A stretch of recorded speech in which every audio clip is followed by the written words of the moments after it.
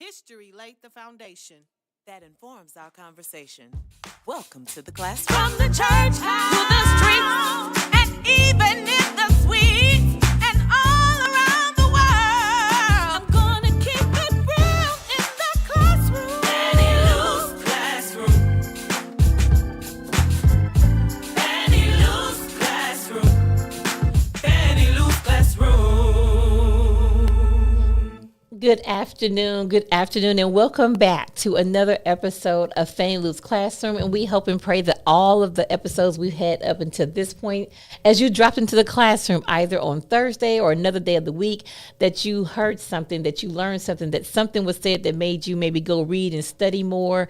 And more importantly, something was said that sparked something in you to be more a part of a movement that you feel compassionate about, and that you can be a part of making this world certainly a much better place, a much more equitable world, and that we learn what it means, more so what it means to be human every day and how we might express that, particularly those who claim to be Christian in this nation. So we certainly hope and pray that it's blessing you like it's blessed us so many ways, just pulling the shows together and bringing in amazing guests. And of course, every week I say this, but it's true. Every week we have an amazing show on today that I'm super excited to have. But first, I always have to stop and shout out all those who make this podcast possible from week to week, all the background work that takes place before we arrive here on noon. And we first got to shout out Brooke, who is our audio engineer.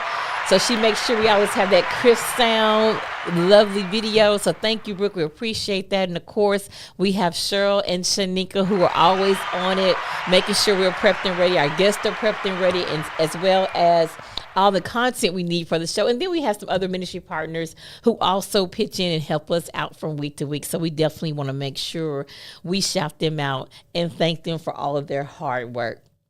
So what I'm going to do a little differently today, I'm going to go ahead and introduce our guest today. And then I want to just kind of frame the conversation for today, because I think it's so important for us to have this conversation on the day as we find ourselves at the end of Holy Week, which many people certainly hold this week holy and sacred. And we want to talk about some ways in which we continue the conversation from last week and carry that over into this week. So let me introduce our guest, and then we'll jump into what I know is going to be a very life-giving, educational, and really affirming conversation on today. So I'm super excited about that. So, well, neither are strangers to Fannie Lou's Classroom. They have been here before, and we have brought them back again. We have Azmera Hammouri-Davis, my sis. She is a faith-based writer, poet, MC, educator, and independent scholar-practitioner from Hawaii. She is the proud daughter of a Palestinian-American mother and a Black German father, and has been teaching and learning the Afro-Brazilian martial art of Capoeira for over 15 years. She is an organizer with Black Christians for Palestine Network. She is a Samuel Proctor Conference Micah Ministry Fellow, and the founder of House of Hammouri, LLC, a coaching and consulting company that specializes in spiritual care counseling, relationship coaching, conflict resolution, and creative business strategy. Previously, Azmera served as a community partnership lead at Harvard Radcliffe Institute, where she led the design and implementation of storytelling and justice programs for system-impacted youth and adults. In 2016, she founded Break the Boxes, a popular education organization committed to raising critical consciousness by centering creative expression and wisdom across faith traditions and generations. She holds a Master of Theological Studies in African-American religions from Harvard Divinity School, and a dual BA in Visual and Performing Arts and Social Sciences Psychology from the University of Southern California. She is also a Fulbright Creative and Performing Arts in Residence Fellowship in Salvador, Bahia, Brazil. Let's welcome Azmera back to Fannie Lou's Classroom. And I got a chance to see Azmera do that Capoeira. I got a chance to see her do that in person when we were in Brazil. And she dropped a few bars while we were in Brazil too. So, you dropped some bars while we were there too. She was showing all that talent that she has. And then we have my sister, my soror, my former professor, Dr. Tamara Lewis. Dr. Lewis is professor of the Practice of Historical Theology and Director of Black Africana Church Studies Program at Perkins School of Theology at Southern Methodist University. She received her PhD in Historical Studies from Vanderbilt University and is an ordained elder in the Tennessee Conference of the United Methodist Church. She's a board member of the Wesley Works Project, a member of the editorial board of the Methodist Review, and a faculty mentor of the United Methodist Women of Color Scholars Program. She is a member of the steering committee of the Women in Religion Unit of the American Academy of Religion, the author of several peer-reviewed articles and contributor to edited volumes. Dr. Lewis has just completed a monograph of Harry Hoser, Early American Methodism and Black Nihilism. She is also the editor of an upcoming volume of Black Church Studies for the Black and Africana Church Studies Program and another upcoming publication through Perkins Birdwell Press for BACS Program and Black Seminarians Association. Finally, she is finishing up a book on the ontology of race and English Puritanism. Her current research passion lies in comparative studies of Kemetic Egyptology, particularly ancient Kemet, Egyptian religion, spirituality with Christian historical theology. All right, let's welcome Dr. Lewis back to the classroom. Thank you. You hear why she's in the classroom. So it's so good to have you and Azmera with me again on today. I love you both so much. You said not only are you brilliant, right, but you're also so accessible, and you make what you do so accessible to the people. And that's what I love about it. And I really think that's why the classroom, in my opinion, is so important, because we want to really bring critical conversations where we all can understand it, so we all can be a part of a solution to issues, but also get engaged and involved and see yourself in movement. That it's not just, you don't have to have a PhD and go to this school. Now, reading and learning is important though, right? So if you don't formally go to an educational institution, it's still important to read and to hear what we say here and go do some more research and learn. So that's why I'm so excited to have you all here on today. So I wanted to bring the both of you together because I felt like what I wanted to do on today, as we are leading into Resurrection Sunday, for others who call it Easter, however you refer to it, but we're celebrating the resurrection of Christ. So last week we had Dr. Reggie Williams Jr. on the show. And so we talked about Black sainted figures and spirit-filled revolutionaries in light of the fact we were headed into Palm Sunday. Yeah. And so we what type of Jesus rode in on that donkey into Palm Sunday? What was he really signifying politically, right, in that moment? And so we wanted to kind of look at Christ-like figures among us that are currently living, but also those who are in the realm of the ancestors, because to try to connect the dots to say, as you go into Palm Sunday, don't see it as only, oh, Jesus did that, we don't need to do that. But how do we enter into spaces where we are upsetting, right, institutions, structures that are rooted and grounded in white privilege, right? I'm trying to move away from saying, white supremacy, because as we said, there's nothing supreme about whiteness, right? Yes. So, but how do we, like Jesus, say, okay, I see you processing in from the West, asserting your power over people, but I'm going to come in from the East and understand it's power with the people, right? And so we talked about when you go into Palm Sunday, you get that palm in church, tell yourself this palm represents, I feel called to do X, Y, Z.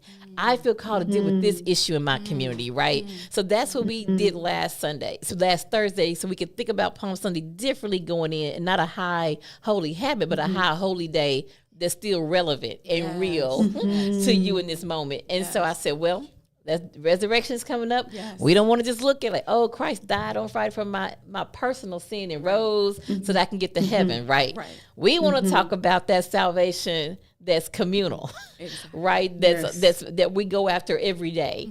And so I want to talk about the historical Jesus in the context of who he was, his life, ministry. It's almost like Howard Thurman, right? In his the Jesus and the Disinherited, I think it's on page 9, where he says, and I'm paraphrasing, but many and varied are the interpretation of Jesus' teachings and ministry, right? The Jesus of Nazareth.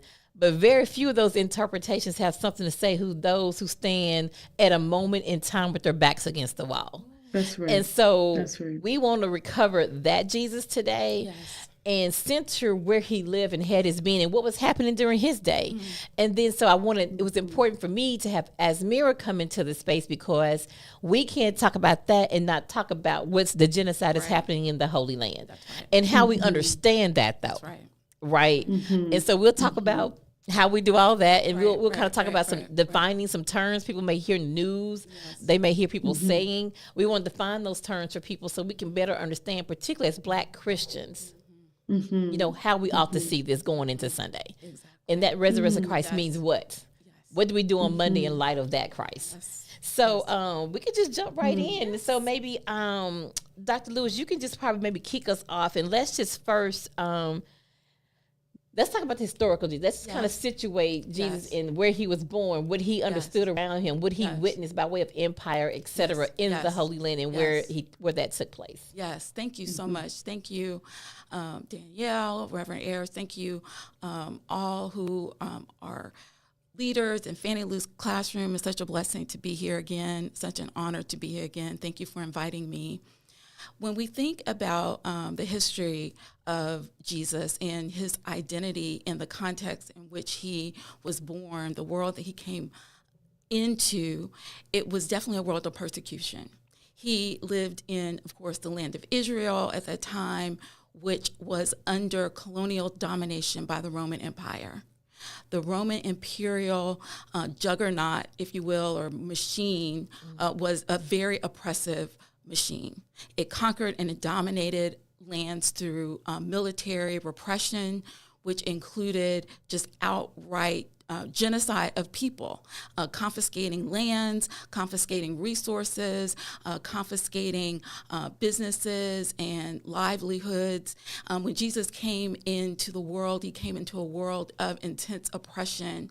There's a story written by many scholars of early Christianity that talk about the fact that Sepphoris was a land, it was actually a city very close to the village of Nazareth, where Jesus grew up and where Mary and Joseph were from. It was a short walk away from Nazareth, and many people who lived in Nazareth went to Sepphoris to work because it was a Roman city, and that meant that Roman colonizers, so people from Rome who were participants in the colonization of Israel, would come to the space of Israel and basically take over the land and set up their own homes, their own businesses and organizations. Again, much like we understand colonization to happen today. And the poor and dispossessed of the land who lost their resources were basically enslaved by the colonizing powers, or first forced to work for pennies, for nothing. And the way that they kept the people under subjugation was through military oppression. That meant that if any way you stepped out of line, you would be executed. And the common mode of execution was crucifixion. It was a common mode of execution. We usually think of crucifixion as associated with Jesus, but we know that people in Jesus' day would have been very familiar with crucifixion. And there's a story that prior to Jesus' death, 2 or 3 years before Mary would have given birth to Jesus, there had been an uprising among the people surrounding Nazareth, responding to the oppressive regime, fighting back. And what the Romans did, of course, they went in with their military, their soldiers, they decimated the people in the area, they rounded up those who had been revolting, and they crucified them. And it would have been something anywhere from 75 to 100 or even more crucifixes that were just along the countryside, that if you lived in that area, you would have seen rotting, decayed bodies on these crucifixes. And this is the sight that Mary would have seen as a young girl prior to becoming anointed and impregnated with the Spirit of God and would have born Jesus. So this was a world of suffering, a world of death, a world of genocide. It was a world of oppression. And this is Jesus' world. This is a world that he grew up in as a young boy. This is a world that he would have been nurtured in. He would have been surrounded by all the signs of oppression, but he also would have been surrounded by a spirit of resilience. Coming from Nazareth, it was an area in which people were not satisfied with their conditions. They did not just bow down. They were forced to because of the military oppression and violence, but their hearts and their spirits and their minds were very much in revolt for their own integrity, for their own sense of worth as a people, as their homeland. And when you look at the Gospel of Mark, which is considered by most New Testament scholars the earliest gospel, and we see this also in the Synoptic Gospel, but it starts with the voice of one crying out in the wilderness, crying out against the sorrows and oppression, and really bringing the people together. And that was the voice of John the Baptist. And John the Baptist, crying out in the wilderness, it says that he's calling them to the baptism of repentance. And what he says is, come and confess your sins, repent of your sins, and then be baptized. The baptism was a sign. It was a sign of what was to come. The confession and repentance of sin was people living in the midst of oppression are often overwhelmed mentally, emotionally, psychologically, spiritually. They either capitulate to the forces of evil, or they turn to sometimes even internalized destruction, right? There's a spirit of depression. There's a spirit of despair and emptiness. People turn to violence themselves in oppressed communities. And so part of what John the Baptist is saying, let's pull ourselves together. We are living in a situation of oppression. Let's pull ourselves together. Let's repent. Let's confess. Let's acknowledge what we're going through, and let's be baptized as a sign. And then Jesus comes soon after to acknowledge the sign of baptism. He himself is baptized by John the Baptist. And then when Jesus acknowledges the significance of that moment, he calls onto those, come follow me. He is the living sign. And what that sign is to gather the people in order to prepare to challenge the system. And what Jesus does, he does three main things. One, he begins to heal the people. The people are living in a state of complete oppression. That means they have lost their access to their livelihoods. They can no longer feed their families. Many people have been dispossessed off the land. That's what colonizers do. They take the land. And this is why there's so many people living in Jerusalem and many of the urban areas like Sepphoris or even out in villages with nothing, because they've lost their farmland. They can no longer take care of their families. It's been confiscated by the Romans. So they're living in poverty. They're living hand to mouth. So what is Jesus doing? He's healing them. They have no access to health care. They've been starving. Their bodies are broken. So he's healing them. What is he doing? He's also feeding them. He's feeding the multitudes. He's giving them replenishment. He's giving them physical restoration. And what else is he doing? He's teaching them. He's teaching them the word. He's encouraging them. He's giving them hope. He's giving them a will. He's giving them spirit, a motivation. And then what does he tell them to do? He tells them to follow me. And what does he do by example? He begins challenging the system. He begins challenging the institutions. And he starts by challenging even those people within the Jewish community who have colluded with the Roman structure, the Pharisees, the Sadducees, the scribes, right? He's challenging the way that as in their own form of survival and in their own form of just giving over to the colonial system, they have become workers within the system and oppressing their own people. So he challenges them, right? He challenges their laws, the way that they have orchestrated society to keep the people oppressed. And then he begins to eat with them. He begins to welcome them. He's saying change. When he calls Matthew, who is becomes one of the disciples, he's a tax collector. He's a tax collector on behalf of the Romans who are taking the little bit of resources that the oppressed people have. He's working on behalf of the masters. He's working on behalf of the imperialists. So Jesus says, come, put away your tax booth. Come and work on behalf of the people, on behalf of revolution. So everything in Jesus' history and everything in Jesus' story, when we read the Gospels, are telling us that he is a revolutionary. He is challenging the system of oppression. He is challenging the hurts, the suffering, and the way his own people are dying in their very midst. And he's calling people to come back to God, knowing that God is on the side of liberation. God is on the side of justice. God is on the side of equity. Everything that Jesus does, everything that Jesus teaches, everything that he exemplifies in his being unto his very own crucifixion is a sign of protest, is a sign of galvanization for revolutionary movement against the forces that seek to hold the masses down. And this is what we must continue to be reminded of this Holy Week as we think about who Jesus is. Yeah. Wow. Okay. Yes. so many directions you said so many directions I can go in here. I think I want to I was going to do it a different way, but since no, I'm going to shift it. I'm flexible. Oh, yes. You know, so Azmera, I think maybe I'll just shift it here. So, because one of the things, really what Dr. Lewis, to me, what you're saying too, right, is not only Holy Week, but the Jesus that we claim to follow didn't just die for the sin within. Yes, yes. Right, you're speaking to the sin of oppression, the sin of militarism, right? Yes. And so, Azmera, maybe you can, because I want to kind of talk about, that's when the context where Jesus grew up, right? Because I wanted you to really lay that out for us very succinctly, which you did. And I want to talk about what's taking place now. Yes. Right? Because I think what we're going to see is that not much has changed. Yes. And what side we need to be on. Yes. Right? So, Azmera, maybe you can just talk to us about, and however you want to enter, right? If however you want to enter and answer that. But just kind of respond to that and kind of let's kind of talk about the parallels, like what we see now, what was happening then in the Holy Land, right? And what's taking place. Absolutely. And thank you so much for that.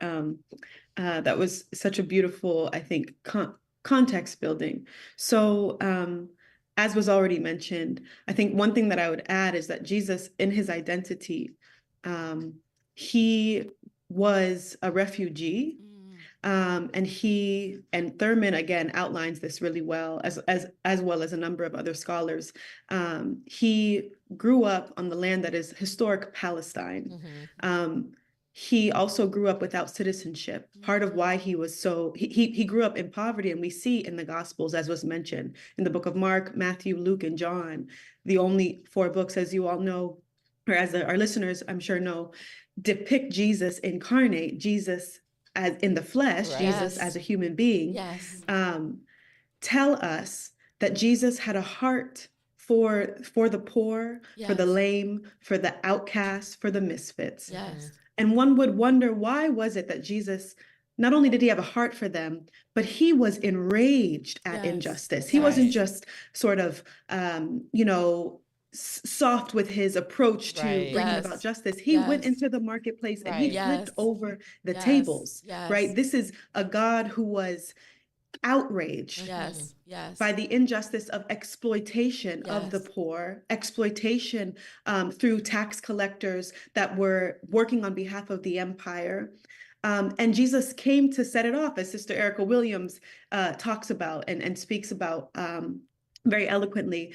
Why does this matter? Why does Jesus's identity matter as a Jewish Palestinian, as a Palestinian Jew, as a Jew who grew up in the land of Palestine, which historically there have always been Jewish Palestinians. There's been, of course, Muslim Palestinians, and there are Christian Palestinians. Why does this matter today? Well, because today what we see with this genocide in Gaza, over 15,000 children killed and massacred, a man-made famine enforced upon this small strip along the Mediterranean Sea that's 25 miles long and 5 miles wide, a man-made famine. It is justified in the name of the one that we call holy.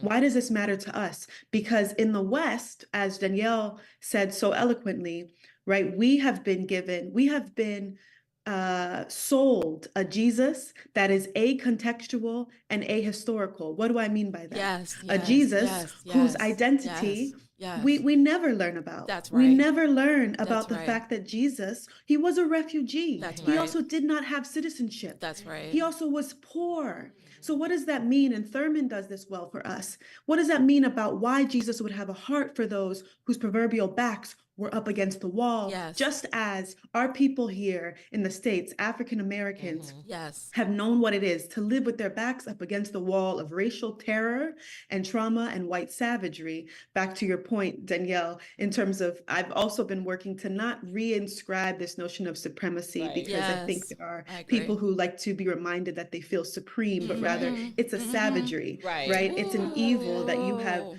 justified. That's right. And there are people who red letter Christians, I think, do a good job also talking about why our faith and our politics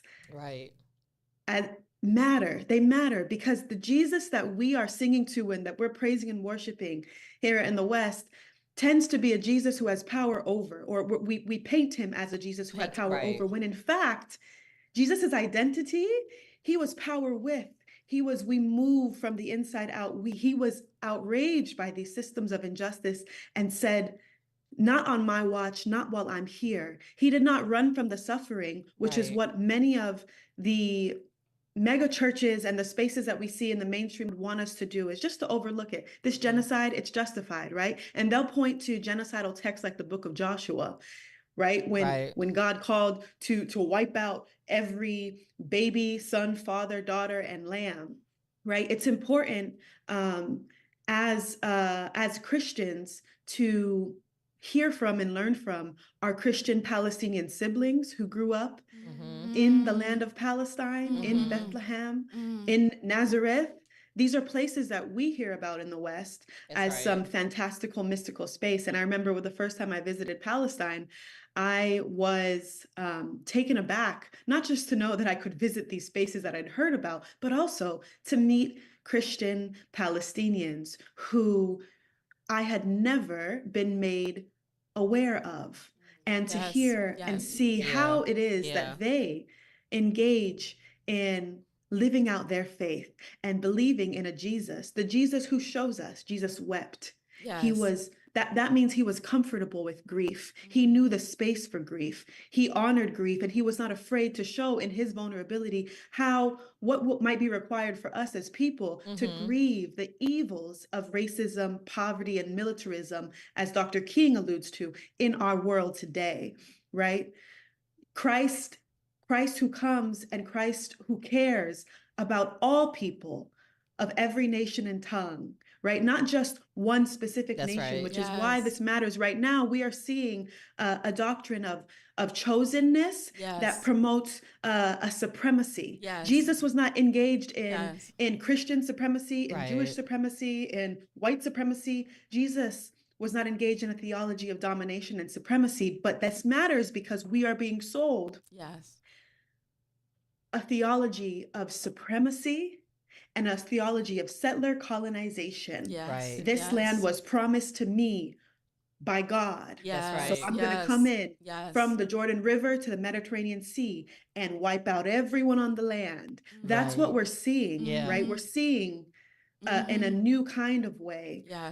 Over 35,000 Palestinians in Gaza bombed to oblivion, wiped off the face of the planet. And we're seeing the U.S. fund this genocide while also expecting our vote this election because they deem themselves the lesser of two evils. This matters for us as we prepare to celebrate the Christ who rose again, because we have to remember who this Christ actually was. Who was he? Why did he have a heart for the poor? Why did he have a heart for those who did not have, for the immigrant, for the migrant? Right? He knew what it was to be displaced. Jesus knew what it was to be displaced. He was not preaching from his high horse or sitting in his ivory tower or speaking from a place of comfort and privilege.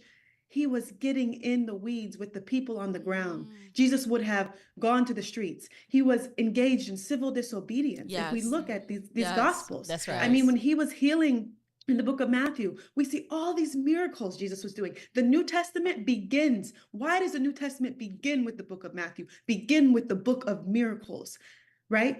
We must ask ourselves these things because Jesus, if he were alive today, I firmly believe he would have believed in healthcare for all. Why do I say that? Because in the book of Matthew, he discerns between God's law and religious law, right? Yes. Religious law, which says you can't heal people on the Sabbath, right? These are these arbitrary laws that were working in tandem with the empire at the time, but rather Jesus said it's God's law. Jesus talks about God's law throughout that book. I encourage us to go revisit it. And he goes and he heals the woman on the Sabbath. Yes. And the religious leaders begin to get upset, and we begin to see them plot his demise, right? But Jesus did not care. Jesus did not let that stop him. From doing God's work, right? He was engaged in a theology of healthcare for all. This woman needs to be healed. I'm healing her. I'm not going to wait until 2 days from now. She could be gone by then. Right. Jesus was engaged in abiding and listening to God's law, which requires some civil disobedience. As John Lewis says, some good trouble. And we in this country as Black people know what it is to get into good trouble. Again, James Cone helps us with that in terms of understanding. In his book, The Cross and the Lynching Tree, he discerns, quite frankly, this differentiation, speaking to the fact that you did not need to go to theology or seminary in his grandmother's time to know that white Christianity, there was nothing Christian about it. And why did he say that? Because written into the fabric of their faith was public lynchings of Black people. There were Italian people who were lynched. There were even Jewish people who were lynched in this country earlier on during that time. And I say that because any theology that is justifying genocide is not a theology that Christ is inside and involved in. And I think that I'll stop there, but that's part of what I think I want people to think about is learn from your Christian siblings. Visit Red Letter Christians, their podcast. They're interviewing different Christian Palestinians across the divide. You have Christian Palestinian siblings in the Holy Land, some of whom their parents and their grandparents and their grandparents' grandparents. One, Yusuf al-Khoury, he grew up in Gaza. The neighborhood he grew up in has been there since the 1st century AD, right? Some of the first witnesses, descendants of the first witnesses of Christ's rise. But why do we not learn about them? So that is my, I think, proposal on this as we prepare to enter into Good Friday on this Maundy 3rd. Yes, I think, did you mute yourself, Azmera? Yes, sorry. Oh, okay. Don't mute yourself now. No, ma'am. But no, thank you for that. That's extremely helpful. And I think that, to your point, as you're kind of lined out the various types of Christianity that people are really ascribing to, and it's back to James Cone, one of the things he talks about is for most white Western Christians, they have a dualistic theology. So sometimes it's not even ascribing to a particular harmful or toxic theology. It is you separate that completely, that God is only in this part of my life. So this other part of my life, God has nothing to do with, because, I'm supreme over these other people. So therefore I can do whatever I want to do with these people, right? As opposed to particularly our ancestors who understood not a dualistic theology, but a God who cared about body and soul. And that's my thing about why we need to Palestine, but also the border, right? Where we witnessed Haitians, Cameroonians, Nigerians, and I saw the ways in which, even within the migrant community, the hierarchy, the way that those with darker skin were still mistreated, even by those nonprofits and NGOs who claim to be doing the work. And so for me, it has to be, we need to understand that the Christ we serve cares about what happens, as Dr. Marlon Frederick would say, life between Sundays, to what we're talking. So that's why we have to have something to say, but not just have something to say about what's happening in Palestine, but what side are you on? That's right. Right? And so I think we hear these terms have been said. Dr. Haynes often preaches, right, about Christian nationalism, Christian Zionism. And so, Azmera, I want you to, because while they're not the same thing, they are, you can say they're kissing cousins or in bed together, right? Then you could be that could be an overlap. But I want to define it for us, and we need to talk about the dangers and what people need to look for, so they can say, oh, wait a minute. That's not I don't want to do that. Because sometimes you could be doing it not knowing that you are absolutely buying into that, right? Because you don't know the term. And that was Yeah. And that was my testimony, right? Like God brought me to Palestine in 2019 for the first time, to help me unlearn Christian Zionist sensibilities. I had no idea that had just been entrenched because I grew up in the West, got baptized at a non-denominational church in Hawai'i, and felt Jesus's love, but my political education had not been in alignment with God's theology of inclusion, of love and justice for all. And so you asked, what is Christian Zionism? I actually just finished writing some reflections on it to try to get my mind to distill it, because it can feel so ambiguous, like it's everywhere and it's nowhere. And what is it really? And the short answer is it is a movement of Christians. It began in the 1800s, 1820s and 1830s in Europe. British Christians were convening and were beginning to push this notion that Jewish people, really rooted in European anti-Semitism, that they should push for Jewish migration back to Palestine. Of course, Jewish people had already been in Palestine and living peacefully with Palestinian Christians and Palestinian Muslims. A common misconception about what's happening right now is that this is a religious war. It's not. It's not. They've lived peacefully, and they lived peacefully for 4 decades prior to the state of Israel being forced upon the land of Palestine in 1948. So Christian Zionists began to convene and push for this immigration of Jews back to Palestine in the 1820s and 30s. And in the late 1870s, Theodor Herzl wrote and published a piece that was in response to European German anti-Semitism, right? And the piece that he was responding to was saying that the solution to the quote unquote Jewish problem will never come unless there is a Jewish state. Theodor Herzl is thought to be the founder of Zionism.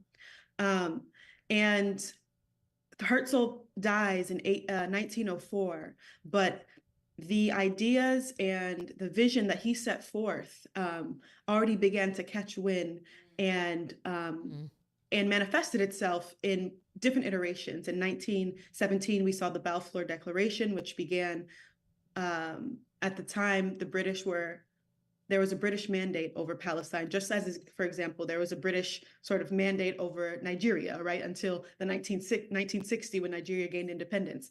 The British had occupied the land of Palestine, but they were not settling on it, right? They were not bringing settlers from around the world to colonize this land and take it. There's a difference between settler colonization, occupation, that are all related. Christian Zionists believed that in order for the second coming of Christ to happen, all Jews need to get back to the modern state of Israel, at which point the second coming of Christ can happen and Jews and Muslims will have to convert. Christian Zionism is deeply anti-Semitic in that way. It also, one of the leading sort of thinkers and movement sort of organizers of Christian Zionism is John Hagee.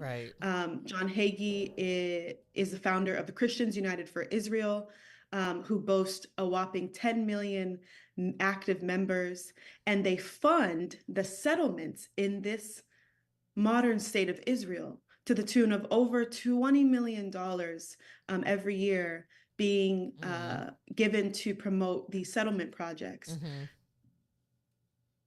Just to make sure I'm focusing on the question, Christian Zionism is this movement that believes in uncritical and unwavering support for the modern state of Israel, and this belief that you'll often hear this phrase that Israel was a land without a people for a people without a land.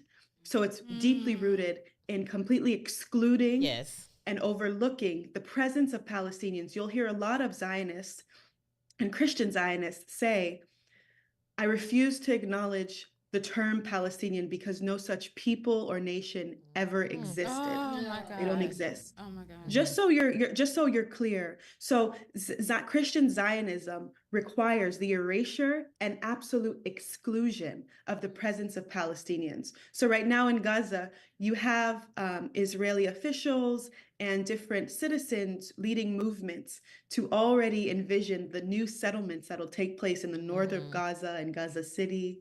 And they're doing it unabashedly. They're doing it confidently, being recorded saying these things. And this matters because as Western Christians, part of Christian Zionism requires then that you don't teach about Palestinian Christians. Why? Because Palestinian Christians don't exist, because Palestinians don't exist, right? There's a complete exclusion, right? So Christian Zionism is deeply rooted in this unwavering and uncritical support for the modern state of Israel. They believe that the modern state of Israel is the prophecy of the biblical Israel. So they conflate biblical Israel. Jesus was living in a much different time with modern state of Israel. And they'll often quote texts like Genesis 12:3, saying, I've been sitting with the New Living Translation today, and you know, within Christianity, there's so many different translations you can read. My translation does not say Israel in 12:3, but they will find they will say things like God blesses those who bless Israel and curse those who curse Israel. Wow. Right? Conflating this covenant promise that was made to Abraham, which was conditional, right? It was conditional because he was saying, if you follow the terms of the covenant. What are the terms of the covenant? You must love your neighbor as yourself. You must not commit genocide, right? I'm paraphrasing, but they will cherry pick parts of the Bible, often rooted in the Old Testament, to justify settler colonization and expansion. Why does this matter? Christian Zionists. So in the West, as Black Americans, we are probably familiar with Christian nationalists. They're the people who were organizing the insurrection on January 6th, posing the greatest modern threat to our democracy, and saying that their God told them to do that, right? They're also the ones who they also tend to be white savagists. I'm figuring out a word to refer to. Right, exactly. I'll say white extremists. Okay. White extremists who were in large part the people who were very much okay with not only enslavement but public lynchings. Who promote just wanton violence against the Black community writ large in all kinds of ways. The list goes on. So Christian nationalists are very much tied to our far right conservative white extremist policies that impose Christian ideology onto women's bodies, like Roe v. Wade, folks that are pushing and lobbying for women not to have an option to abort, even if you know the circumstances under which they became pregnant were vile. That matters because Christian nationalists and Christian Zionists politically tend to be very far right, conservative, and they are, as you said, quote unquote, in bed, or they are deeply coalition building to make sure that there is unwavering U.S. Military support, political support, institutional support for settler expansion. Right. Christian nationalists might believe we need all the Jews to get back to the state of Israel so that the second coming of Christ can come, which ironically is very, very anti-Semitic. Christian nationalists also believe in what is called secessionism, which is kind of rooted in replacement theology. This idea in 2017 in Charlottesville, North Carolina, you saw the neo-Nazis chanting with their torches, saying the Jews will not replace us. That's deeply anti-Semitic. It's rooted in this fear of being replaced, and now it's a fear that's been attached to immigrants and migrants and all kinds of people who've been historically excluded. So Christian nationalists tend to be in that camp, but it's ironic then that they tend to be very much in coalition building with Christian Zionists, which is like they want folks to go back to the state of Israel for this deeply anti-Semitic like sort of worldview.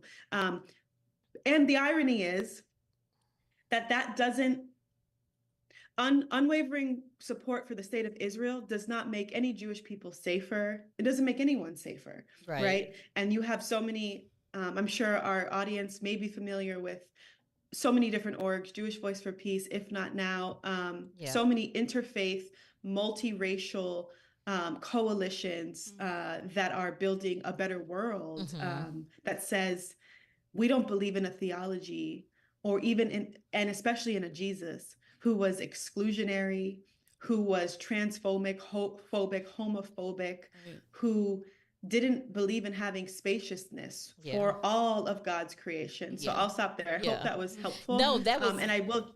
No, go ahead. The last thing is that the largest amount of Zionists in the world are not Jewish, contrary to popular belief. They are Christian Zionists, which is why the work that we're doing with Black Christians for Palestine matters to us so much, because we have work to do. First with addressing the theologies we've been given and the narratives we've been given about the Holy Land. And then also with our responsibility to counter racism, militarism, and poverty, as Dr. King, put forth. For sure. No, that was good. I just think we need to know that, because you can be participating and subscribing to something you not know of, right? Exactly. But I will say, like Dr. Lewis, you said so much. There's so much I want to say. We don't even have time to go all into it.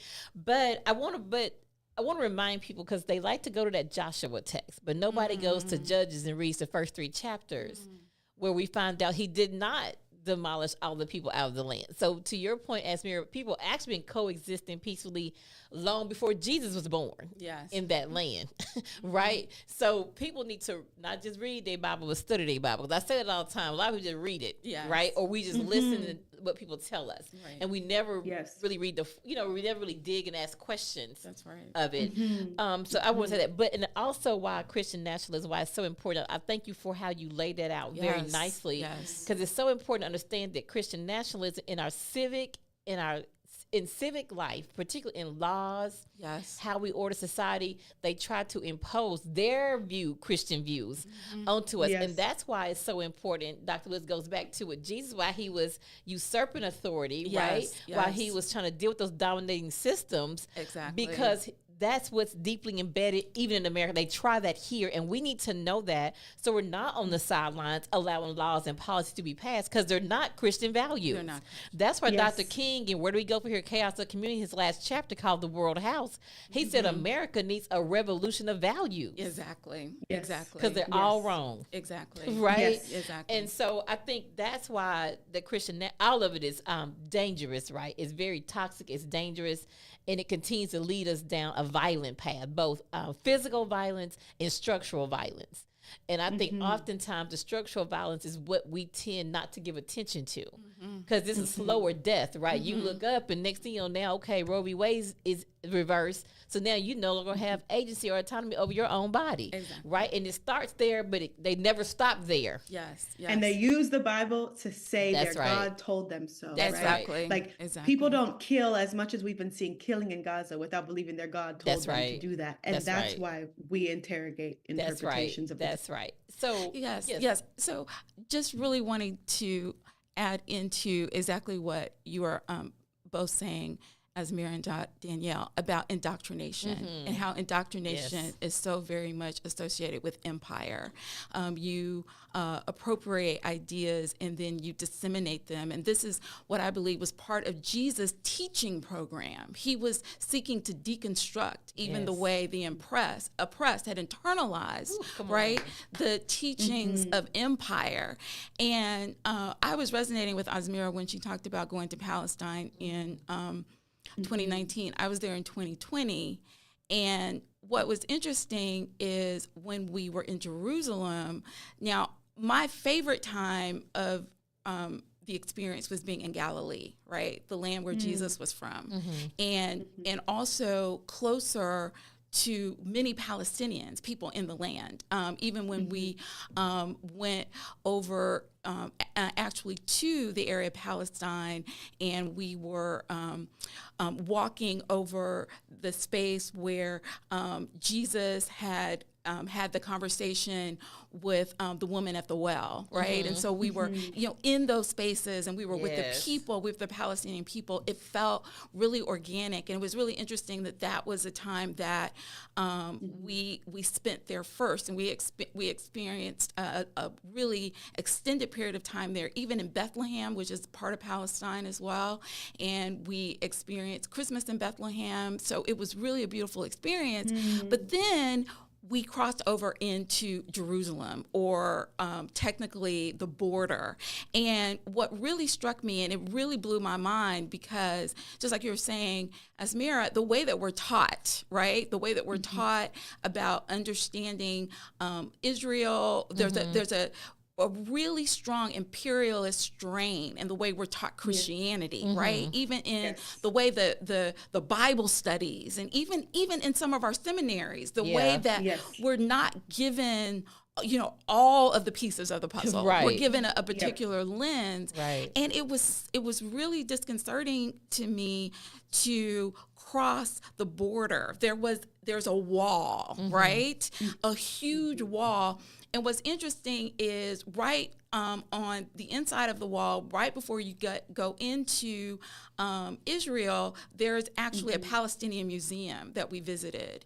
And it was so powerful, because we went into the museum, and this is a museum that is set up by Palestinians. They lay out all of the history of the formation of the state of Israel, very documented stories of how land was confiscated. There's stories about Palestinians that they passed down, where many of them wear keys around their neck, because waiting for the return, when their homes and their cities, their homes and their lands were taken, and initially there was a promise, you'll be able to return, that you'll be able to come back, right? That was a way to get them out. So but of course, they haven't been able to return all this time. And so the symbolism of the key. But then when we go into Israel, and that thing hit me as an African American, the majority of people in our group, of course, were white Americans.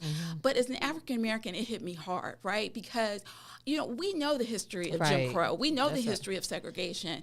It's epigenetics. We know the history, but it's also in our spirits. It's in our bones. It's in our bodies. It's, as a child of the South, who grew up in the South, with ancestors who were from the South, a grandmother who lived through Jim Crow, great-grandparents, it was in my bones. And so to cross over into Israel, it was like night and day. We had gone into grocery stores in Palestine where, like food deserts. There was nothing there. There was you couldn't.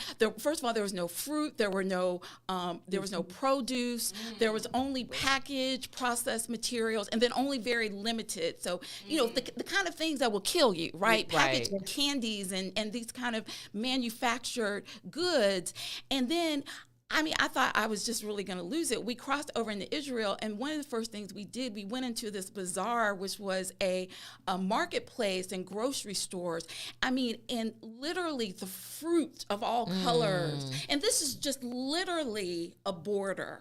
So you're one step in, and then you're the next step out. A few yards later, you have stores and marketplaces with all of these resources, fresh produce, all of these things that are available. And it's just the line of demarcation of empire was just so blatant. And then we went into a classroom, and I'll never forget, and last thing I want to share is we were actually being instructed by a Jewish Zionist who, when I began to raise questions, the Jewish Zionist sort of made a joke, and I'll never forget this joke. She said, because I was asking about the state of the Palestinians, and I likened it to apartheid. And when she interrupted me, and she said, "It's not apartheid." And I said, "What? How? That's what we just saw it. What are you talking about? You're telling me what I didn't see what I saw. Don't believe your line." Right. That gaslighting, here it comes. This is the gaslighting. And then I never forget this, and I say this all the time because this is exactly what she said. And I kept saying, well, what about the Palestinians? What about the state of the Palestinians? What about Palestinians? And she said, oh, well, there's a joke that we say among ourselves all the time. And it's a familiar joke when you hear it. But she says, we say, the only good Palestinian is a dead Palestinian. You see? You see? You see? She said this in 2020. And I think, thank you for sharing that. So boldly. Yeah, and thank you for sharing that, because the parallel is so in our face as Black people here in America. Exactly. We can use the Trinity River as the line of demarcation in Dallas, Texas. Right. You cross over the Trinity River, find the grocery store. Yes. Find it. But I can show you all the landfills. Exactly. I can show you all the environmental racism south of downtown. And that's what angers me about us. Right? We seem to because we're so disconnected from seeing we don't even be seen as African, period. And we didn't get to identity and culture. I'm sorry, we didn't, because that's also a part that's missing. Why some of us can't really connect, right? It's not only the toxic theology, it is also a disconnect from knowing who you are. Right. And when you have no sense of identity, yes, you're going to subscribe to Christian Zionism. You're going to fall with Christian nationalism, or you're going to fold, right? So that started running me hot, because I'm just like, this is happening in the world over. And we see, as Mira travels, as I travel, and I tell Mama Ava this all the time. When I go to certain places, if I just close my eyes, if it weren't for the accents around me, I'm like, oh, this South Dallas. It's the same thing. You see what I'm saying? This West Dallas, this South Dallas, right? Yes. And so let me just stop there, because I'm going to a whole nother rant with that. But that's what we got to first understand, that we are part of this diaspora, right? Yes. And that we are African Palestinians exist. Afro-Palestinians are right there in the African corridor in Palestine, in Jerusalem. They've been there. There are Black Palestinians. Lama, the young journalist in Gaza, she's an Afro-Palestinian. She's a Muslim, beautiful woman. There's so many of us who exist that we need to remember. Wherever there are people, that's right. Black people also are present. That's right. We're probably erased, overlooked, that's right. Discriminated against. That's right. But we exist. We exist. And that's why I tell you, I don't care if you go anywhere outside the United States, especially in the West, I need you to leave wherever you are and go, where the Afro whoever, Afro German. Because they're there. Because they're there. They're there. Search for it. I will never forget when we went into Jericho, and I saw a Palestinian as Black as me, and you're talking about the color hierarchy that's part of my work on colorism. Yeah, right. But I mean, he wasn't just Black; he was Black, right. And he was a Palestinian, and he was. And yes, they are everywhere. I spoke to them in Jericho, and I asked them about their migration stories, right? Many of them, many of their families came on Hajj because their family, for example, I spoke to someone in Jericho who's Nigerian descent, but he identifies as Palestinian. He's been there. His grandfather was there. His great-grandfather was there. And they came over for Hajj. So in Jerusalem, which in Arabic is translated to Al-Quds, you have the African corridor. And I spoke to folks like Ali Jida, Mahmoud Jida, who are brothers there. You all could listen to the work that Mark Lamont Hill does, where he talks about what it means to be Black in the Holy Land. There's more and more research coming out about what Blackness looks like and means in the Holy Land. Of course, I'm sure you're familiar with Ethiopian Jews. There are Jews, right? But in terms of Afro-Palestinians, many of them came from Chad, from Sudan, from Senegal, and from Nigeria. And they identified as Muslim, and they were coming on their Hajj, right? So the Hajj, you'll go to Mecca first, and the second place you go to is Al-Aqsa Mosque. That's the second holiest site in Islam, which is there in Jerusalem, right? It's right next to the Dome of the Rock, where Jesus went on Calvary. It's the holiest site. It's also where the Jewish temple is believed to have been destroyed. So it's really a sacred holy site for these three Abrahamic religions, Judaism, Christianity, and Islam. But many of the folks, the Afro-descendant peoples were caught, right, in the Nakba. The Nakba translates in Arabic to the catastrophe. That is 1948, when over 750,000 Palestinians were expelled. As you were alluding to, they were told they could come back, but they've never gotten to. So the key symbolizes the key of return. Over 75 years, they're still waiting to return to their homeland. Yeah. So many of these Afro-descendant folks got caught during that Nakba, the state of Israel, as inception, and they stayed, but they had always been coming and through the land and also been present. Bedouins identify as Black. Bedouins are Palestinians who are in unrecognized villages like the Negev, and the Bible talks about the Negev.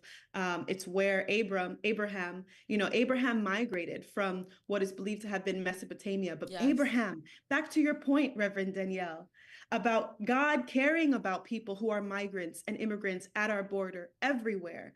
Abraham and his family they were migrating. They were leaving their native country to come to this new land that they believe God was calling them to. Right. They were in movement. They were in flux, seeking a better life. Right. And God brings this promise. So I say all that to say, Blackness, Black people, Afro-Palestinians. They're there. Right. I think we need to have a whole show on just Black identity and how that shows up in the world. Oh, because we haven't even talked about the Limba tribe. Oh my God. Right. Okay. I know we're gonna keep moving if I do that because we're out of time, but I have to do this. We just gonna go over today because I want to end on how we go into resurrection. Yes. So today is Thursday. It was the Last Supper. It's where Christ reclined at the table with a betrayer among him, and he's in the shadow of death, right? And he breaks bread and gives thanks and tells them to remember. Give thanks for the wine, drink, remember. Yes. And it's remembering a particular Jesus that you have so brilliantly laid out today, right? So what last word would the both of you give to people who are looking forward to celebrating the resurrected Christ on Sunday? In light of the fact that how he went into that dinner, he understood that the end was near. Yes. He knew he was in the crosshairs long before Holy Week came, right? But he sealed it certainly with Palm Sunday to the dinner on Thursday. So what? Yes, let me go so Azmera can have the last word. I just want to say that I was thinking about what you were talking about, how our people often are indoctrinated, right? And we can be overwhelmed by Christian nationalism and adhere to it without even realizing it. And I was one of those when I was a young Christian, not knowing the differences, not understanding. I listened to people like John Hagee. I didn't know who he was. He was on TV and I was like, oh, he's a Christian. He's preaching. Later, I was like, whoa, you know. But often we're not informed. We're not given the tools to recognize and to be able to discriminate. And we're reminded, as you just said, Jesus sat at the Last Supper with one who would betray him. It was his own Jewish people that turned him over to the Romans to have him crucified. Often people can collude with empire, and it doesn't matter what you look like or what your ethnicity or race or color or what have you. You know, we know that, right? So what does Jesus call us to do? And what does Jesus call us at this really sacred day, Maundy, Thursday, when Jesus instituted the Lord's Supper, when in the Gospel of John, he washed the feet of the disciples, when we love our neighbors, when Jesus says, take up your cross and follow me. I believe that what that means is we are to engage like Jesus did on the campaigns of healing, of teaching, and providing, right? That's what Jesus did, right? To prepare. And so those of us who are called to teach, right? To deconstruct the teachings of empire, right? And to deconstruct the way that we're conditioned by empire, and we're so dominated by empire, and we see it all over. We see it among our own communities. We see it among our own people. That's what we're called to provide. We're called to take care of the sick and the poor. We're called to, take care and protest and advocate for health care. right?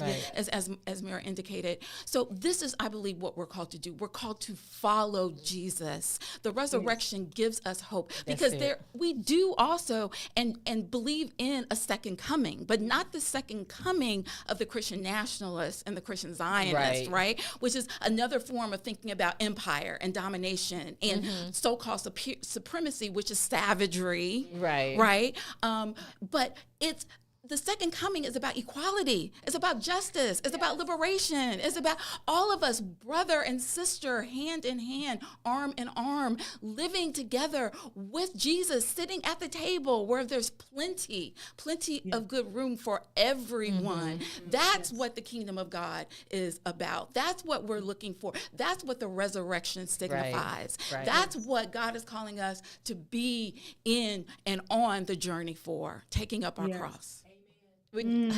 Wow. There's not really much else to add to that.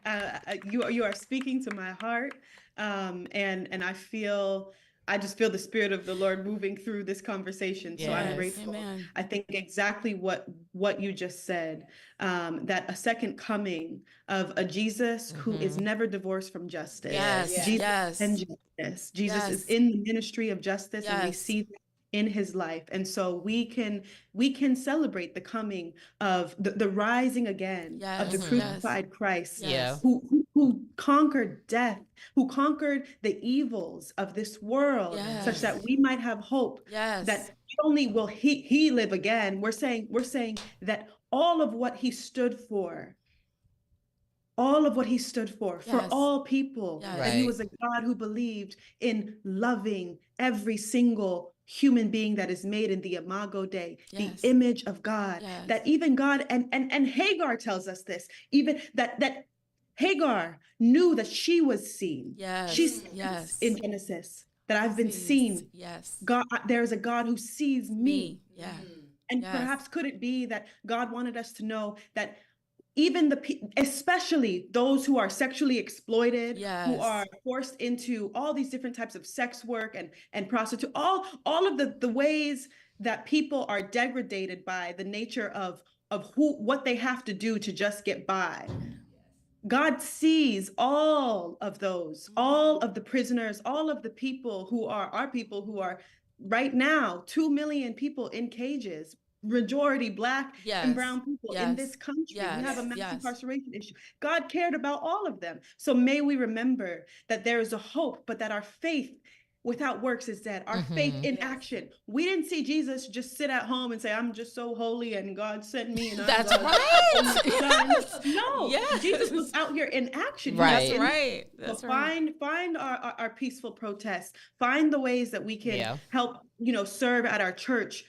Listen to the people in the room who never get the mic, who have a story, right? We can do small things to get closer to God, because God was proximate to the suffering. He didn't run away from it. He ran toward it. Amen. That's beautiful. Thank you both. As Fannie Lou Hamer would say, she said, I was out there in the streets because that's where Christ was, because that's where everything is happening. Now that's from the elder and the ancestor, right? Amen. So thank you all for being here. We thank you for all you shared. It's just never enough time, but I didn't mind going over there, because I think this is critical conversation we must start to have. And I hope people heard, it was a lot said today, so I hope they begin to take pieces and learn and to grow and to have their assumptions challenged, right? And to have maybe what you were taught all your life. Big Mama probably told you that, but that wasn't right. Exactly. Right? And being okay with that deconstructing and then reconstructing and rebuilding something that's more life-giving, right? And so listen, you saw heard the amazing guests, and you saw them too, because we're on screen. And you see Brooke is representing with her Fannie Lou Classroom t-shirt. Shanika has hers on.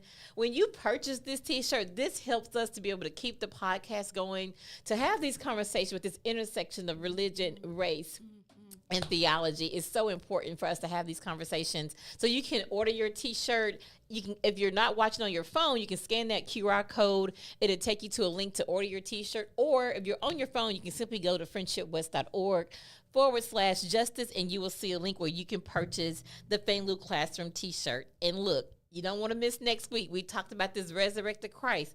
He's resurrected on Sunday, and next Thursday we're going to talk about how we deal with economic justice and how we not do economic development but community development, where development starts the people at the center and who give voice to what they want in their community. So next week we're going to talk about constructing communities of opportunities with the Reverend Dr. Lester McCorn. You don't want to miss it on next week. How we begin to care for, as you so brilliantly laid out, Dr. Lewis, the things we ought to do, the healing. Yes. Give it to us. Yes. The healing, the providing, right, which is the economic, and the teaching, and the deconstructing. And that's what we're going to do next week. Amen. We're going to deconstruct the ways in which we go about building and constructing cities through policies and laws. And really, because I tell politics is determining who gets what resources. That's right. And we have to be in position to say where resources go. That's right. If the earth is the Lord's and the fullness thereof and all those that dwell within, why not we be at the table to set the tone about what we want in our communities and how we want it done. So we look forward to next week. So mark your calendars. Make sure you like us on Instagram, like us on Facebook, subscribe to the YouTube channel, and hit the notification to subscribe so the notification bell can alarm you when we go live, and share this with everyone you know. We're also on all your other platforms where you may listen to your other podcasts, Amazon Music, Spotify, and many others. Check us out there. And thank you for being in the classroom on today. We had, what did you call it back in the day when you had to stay over in class? Well, that's negative. That's when you got in trouble. But it's a good thing. This is retention. So we had retention today. So thank you for hanging with us, and we look forward to seeing you on next week. From the church house.